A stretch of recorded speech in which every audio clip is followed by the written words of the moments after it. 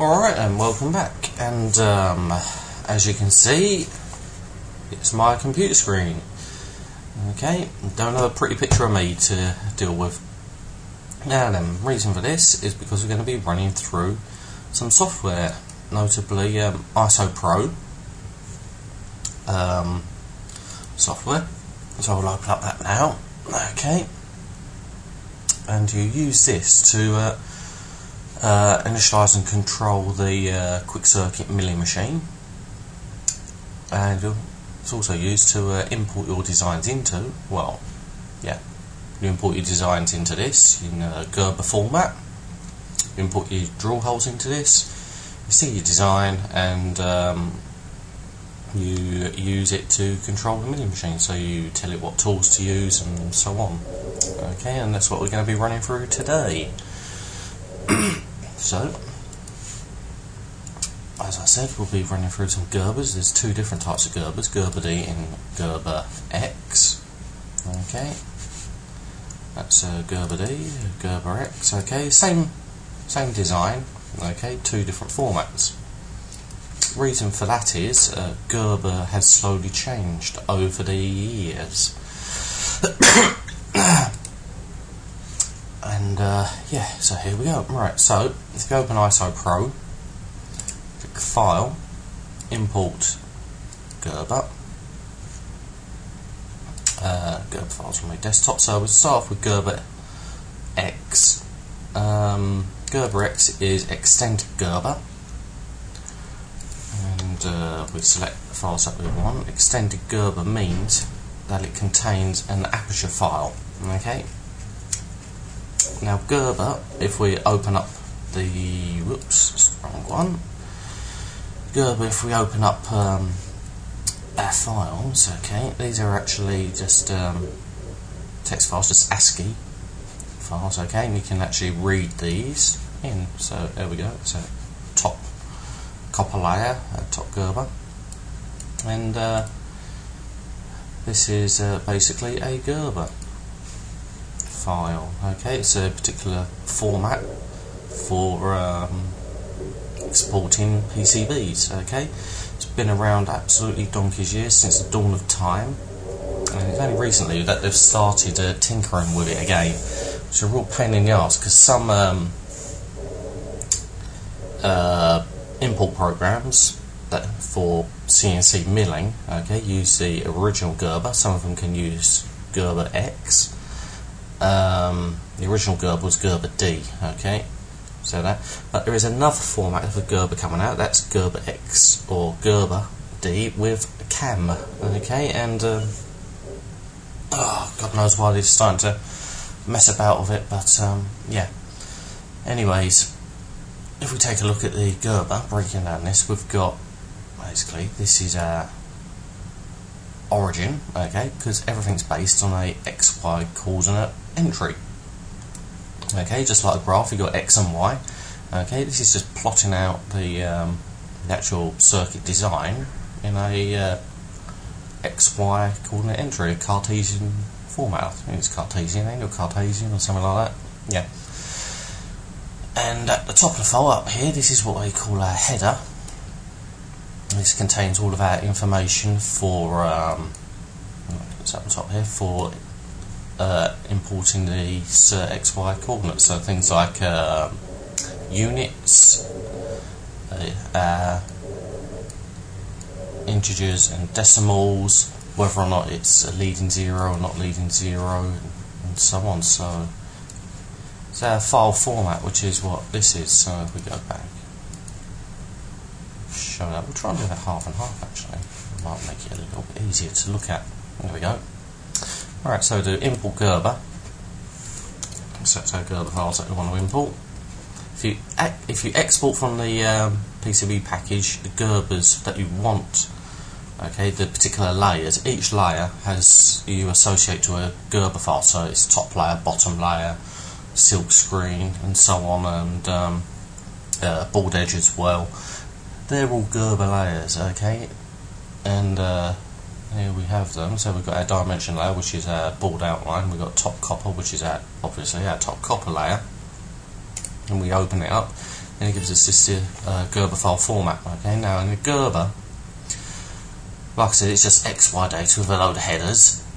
What we need to do is try and associate this with a few settings, okay? Because what they do in Gerber is actually strip out some of the data in order to keep the file format as small as possible.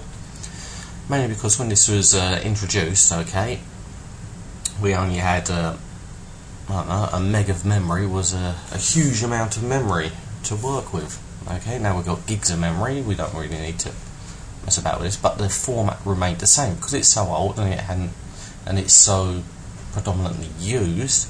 It never ever got changed. It became a set standard. But like I said, lately it's all been tinkering with anyway. Get back to the subject. Okay, so we've got our file format. Now it's asking for like a rough view. And the first thing is that I should say is, well, here we go, here's our units. You can either be English or metric. English in inches, metric in millimetres. And over in our Gerber we've got this is all done in inches. Okay, if it doesn't actually say the units in the header, you can try and work it out. So judging by the tool sizes, okay, with 000s, lots of decimals, okay, this is actually in inches, so assume it to be in inches. The mode is either absolute or incremental. Okay, absolute, that's if you've got a absolute coordinate entry. So this will be your 0 point. Okay, this is your reference point. And then each of the x, y's, it's x and y with reference to 0, 0. So if it's x39, y20, 281, then it will be from the 0 points. It will be x so far, y so far, and then again next one down from this point. Now this is y. There's no actual x's to these, unlike these ones down here. The reason for that is because it's repeating the same measurement as before. So this y153 will actually be x39 y153. Okay, because it, you know, it's the same point. It's from the same. It's from the same previous value. So it's another way of chopping out data. Okay, now you have to play about with incremental and absolute. Normally the default is absolute coordinate entry. Okay, so your reference. This is really starting to annoy me now. So the absolute is all taken from 0, 0. So each one of these xy's is all from 0, 0. So making shapes from here down to miles down. Okay, it's making shapes, stroking backwards and forwards, doing various things. Okay, and yeah, the other one is incremental. This doesn't actually, only the first coordinate entry from our 0, 0 point, okay, which could be this one here, maybe x39, 128, that's its starting point. Then all other points then use this as its reference. Okay, so instead of going back to 0, 0 to plot this next point, it actually plots it from here. Okay, that's incremental. Okay, so you've got absolute, which is always from the same point. We've got incremental, which is a relative coordinate entry. Okay, so it takes the previous coordinate entry in order to plot the next point. Okay, and join up the dots.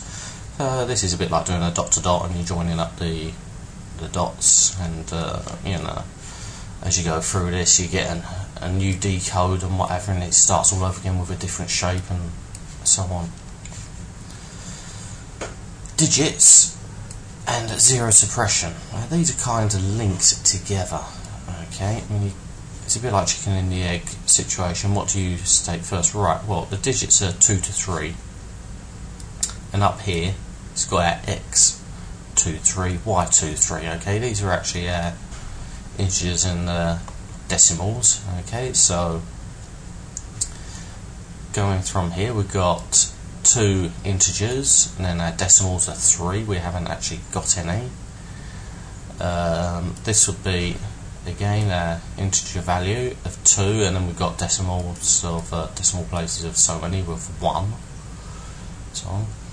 But this is all linked through to our zero suppression, because what the programs actually do in order to chop down the code is they actually suppress any zeros in this. Which one you pick is, again, it's down to either the header information, what the program believes it to be by reading in the data, and at the moment it thinks that it's a leading suppression. So the zeros at the front are actually suppressed. But if that information isn't there, again, you can always take a look at these and hazard a guess. Right, well, it's not decimal, so there's no decimal points in this, so it can't be that one. Zero suppression none, that no zeros are being suppressed. Well, obviously zeros are being suppressed because it's not a 2 to 3, there aren't 5 digits, so it must be suppressing zeros, so it can't be this one. Is it trailing? Well, how is it suppressing the trailing zeros? Well, if we take a look down here we are, we've got zeros at the end, we've got zeros at the end, and so forth, so it can't be suppressing any trailing ones. No, it can't be that one, which leaves us to leading. Is it suppressing leading zeros? Well, the zeros at the front, well, we go down, you can see they're all missing. Okay, there's absolutely no zeros starting off. There's actually zero suppression is leading.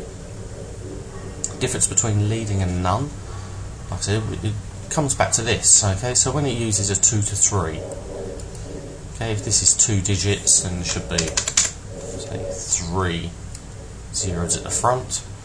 Okay, this is 3 digits here, there should be 2 zeros here. So if this was actually no zero suppression, okay, this is what we end up with. That's actually suppressing the leading ones. So this value is actually, instead of 39, what we thought would be 2 and then 3 digits afterwards, it's not, it's the opposite way round. Okay, so it's always good to go through, is it training, is it leading, and so forth, go through it, because if it doesn't pull out the right one, then you can start having weird things happening. All your units and your scaling factors will be completely out, okay, because this is what this is, it's really a scaling factor. Okay, so if we take a look at our digits again, if we didn't have any zero suppression, so actually it would be 0, 0 integers, we're whacking the point just here, and it would be 3 decimals, so it would be 039, so it's a 39 thou, so it's moving in the x direction by 39 thous, because it's in inches, okay, thousandths of an inch, just like this one. This is no zeros, and this is 2.281, so this is 281 thousandths of an inch, or 0.281 inches if you like. Okay, in the y direction. That's how you actually read and break down the Gerber, and it's really, really important that you actually understand how a Gerber is put together, how to read the basics, okay, because sometimes it does screw up importing your data if it can't read the digits, if it can't read the mode, if it can't read what the zero suppression is units from the headers because it's chucked in loads of other junk. Can't pull out that data. Sometimes you have to take a look at the Gerber and extract that data yourself. So let's import these files. So we've done our file, import Gerber, select the files and import. Here we have our design, okay. This is just a little mount that I made for a laser that goes to a SMA connector, a single strip line, okay, connecting the two together. There's nothing particular thing. You've got some notches in the edge of the board just for mounting, just for the mount, okay, so you had a hole here, I thought, sod it, might as well just trim the actual bloody thing out and put a clasp over top to hold my laser in here. Anyway, that's importing a Gerber.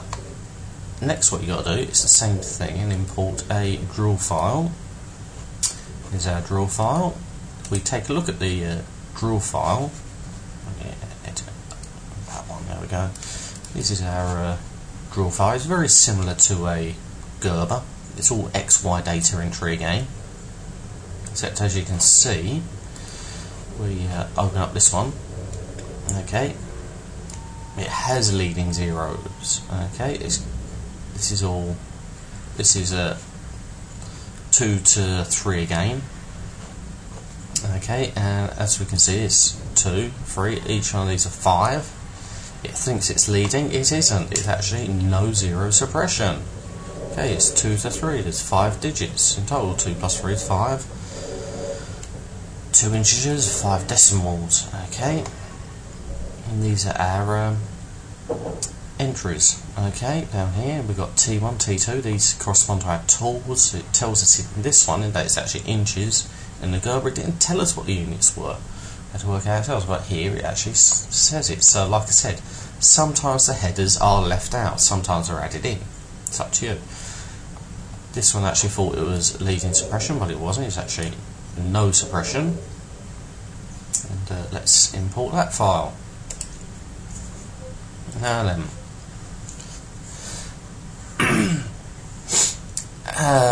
examining this, as I said before, okay, well, let's do the drill holes first because it's easier to explain. Okay, so we've got our drill holes here, dot dot dot dot dot.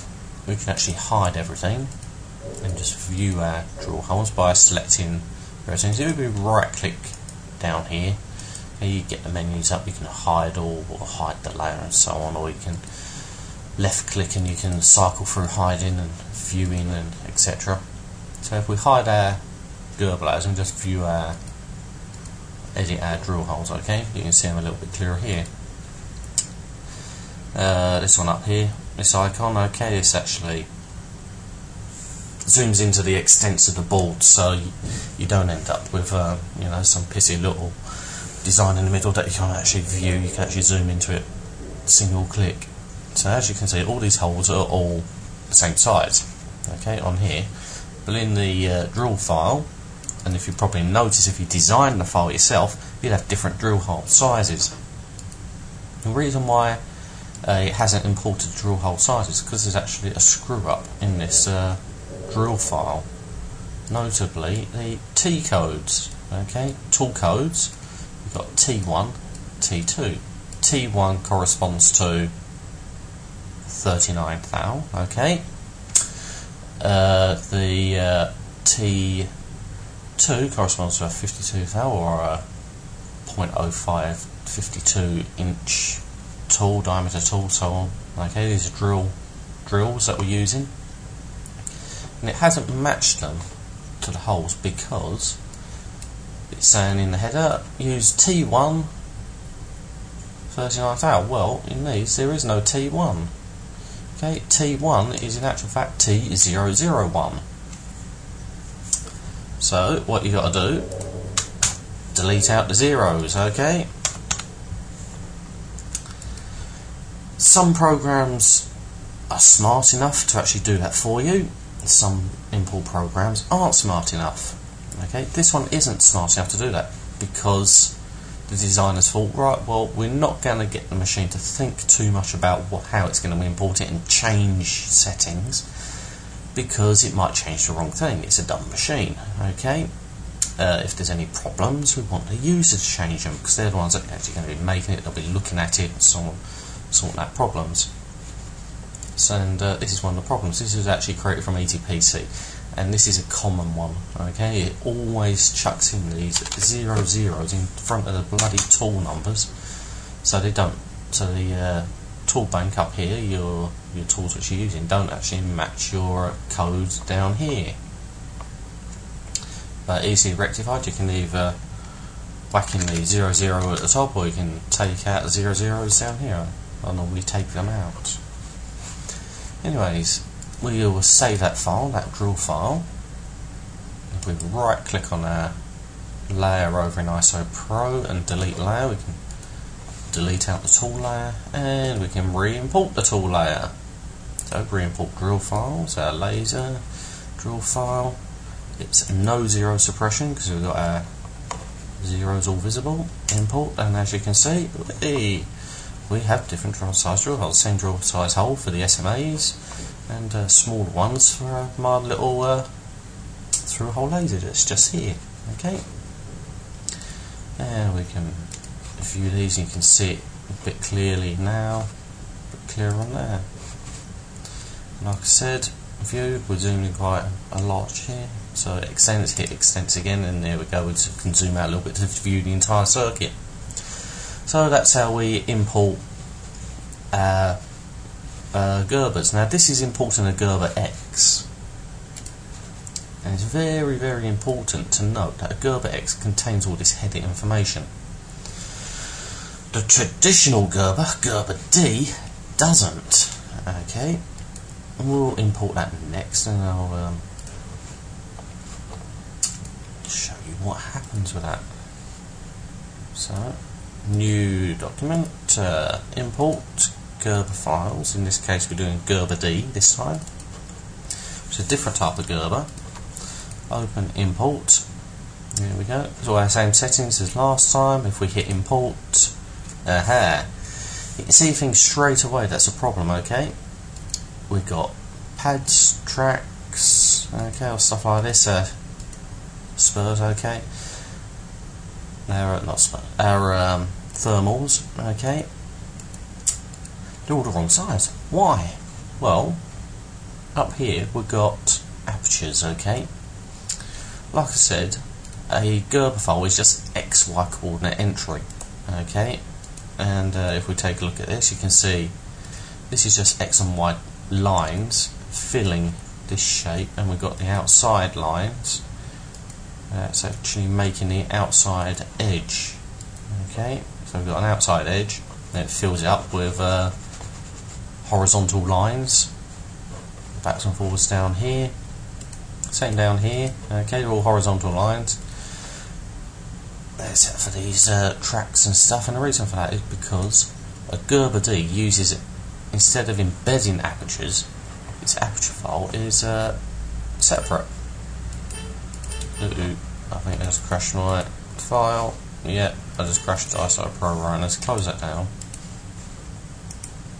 If it will let me close it down. You get.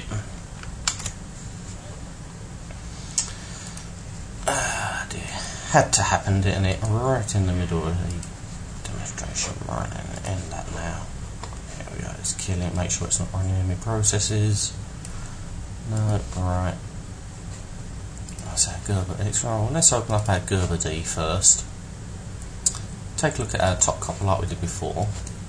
Here we have it. As you can see, it's missing the a lot of the headers compared to our previous one, okay? And what it's missing is these are D codes, these are our aperture files, aperture codes, okay? This is what we associate to these XY coordinate entries, okay? So this is in actual fact a shape. So we've got D13 is a circle, okay, of size, okay, 5 thou. It's associated with all the tracks associated with D13. So all of these D13s, which are here, these are D13, all these are all D13s, okay, all of these have this particular size associated with them, because these are all unitless, okay, it's just X, Y, a line A to B, okay, it just draws a line from A to B of no width, no shape, no nothing, it's just a single line.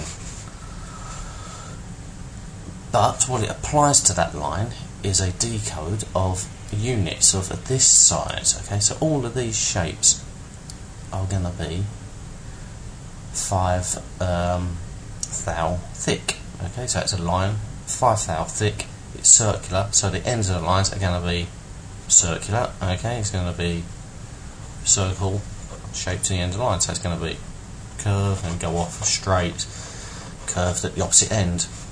If it was square, it would be a square end, okay, and it would draw the line straight down at that width with a square end at the end, and so on, if you get what I mean. Okay, but in a Gerber D, all those are in an aperture file, okay.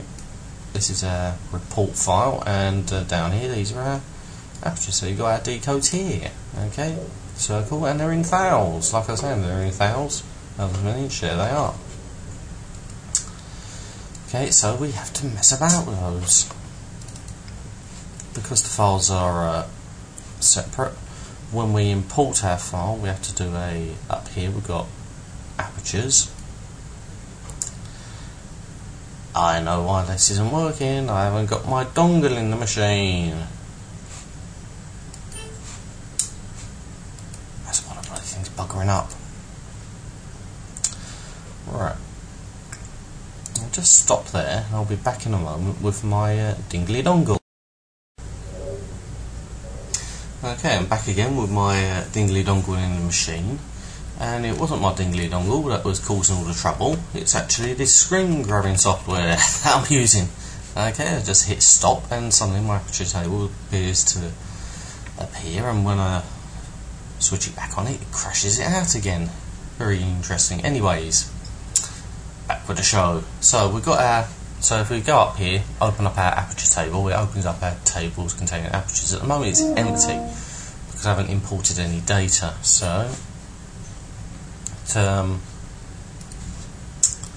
file, import, Gerber, whacking our Gerbers, done. This is going to bugger up again, I know it is. Yep. Man, it's annoying. Right then, we import our Gerber, hit apertures, and we've got our table up. Right now, this is the apertures that it thinks that's associated with our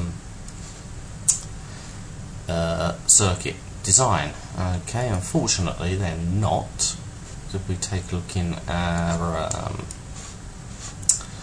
Gerber, let's shrink down all that, desktop Gerber D, our report, there we go. Right then, if we take a look at our aperture file, D13 should be 5,000, D22 should be 20, and so on. So it's, it's got the right decodes here because it's read them in from the Gerber, but it can't associate with anything. So sometimes what you need to do is either punch in these codes by hand. Okay, so you just go down the list. There's only 1, 2, 3, 4, 5 here. There's not that many apertures to actually whack into this. So, and yeah. But like I said before, sometimes the units, the headers can be misleading. Okay, up here it says the units are millimeters, precision 3, when actually nothing is in millimeters in this design. Okay, which is a bit strange, but there we go. Right, so for our Gerber settings, okay, we've got our Gerbers here. It's actually leading, it's 2 to 3 format, so on. This before, so those Gerber settings haven't changed. Drill settings, okay, so it's 2 to 3, no zero suppression. There it is, proof in the pudding, no zero suppression. And before, when we was trying to enter into our import our drill files, it was saying that it had leading zero suppression. It's actually got none. Okay, so it's actually there, proof is in the pudding. If we scroll down, further down, we've got our tool codes and everything in our aperture file and so on. But these are the ones that we're really interested in, our decodes for the top copper layer, decodes for the dimension layer, decodes match, okay, because they've all been exported using the same program, all been exported at the same time, so they're going to be the same. Okay, so it's very important to export all your layers all in one hit separately. Okay, so a separate layer for each one, but all in one hit, so they get the right aperture layers. Otherwise, it's going to start reading in the wrong things. Okay, or it's going to get conflicts. So if you do it separately, D13 may have been a circle of 10 when your layer list was D13 for our top was D13 was a circle of 5, and you conflict between the two, you get into all kinds of problems. So it's always best to do things with that. So D13 was 5,000, so this is in mils. So 5 would be 5. It's 5, 5, 5. Yeah. Would be 5. 5,000 is 5. So we've got 20, 90, 75, 30. 20, 90, 75 and 30. So we'll whack all these in, okay, and there we have it. These are all now all matched up, okay, because these XY coordinate entries have all got the right size now. There we have it. Now if you do import and you get unknown apertures, which does happen nowadays, okay, Eagle tends to use non-standard apertures. For some reason, instead of using things like circles, squares, rectangles, polygons, things like that, it tends to use things like oval, triangle, hex, octagonal and stuff like that. And yeah, you have to make a compromise and try and swap in and out. I don't know, hexes for circles. Draw is another one that Eagle's famous for. When it does a line, XY line, okay, and it gives it a dimension, it actually calls it a draw for some obscure reason. So you have to change the draw to a particular shape. And if I said to you, can you draw me the shape of draw, you know, what the hell does that mean? I mean, come on. And these are little tweaky things that they seem to be doing to Gerbers lately, and they just break the entire system. I mean, since when do we have a shape called draw? I'd love to know what that shape is. Anyways, that's how you import a Gerber, okay? And same thing, so we'll use our Gerber D since that it's there, and we'll import our draw file, import the draw file, no suppression, import it, there we have it. These are the wrong bloody size again, but sod it for now, you know how to change those. Okay, I already showed you how to do that. You can still change these in Isopro if it's something like 2 holes that you need to change. You don't have to change the entire file, especially if it's quite a complex board. What you can do is view everything, edit your drill file. You can just right click properties and you can enter in the various data. So the actual pad is 75 thou. The hole at the moment he thinks it's 49 thou because he can't read in the tool size. Well, this is, I don't know, 51 or 39, so you can enter it in and it changes the size to 39. Okay, 39 thou, which is about 1 millimeter. All these point whatevers, okay, and so on. Now then,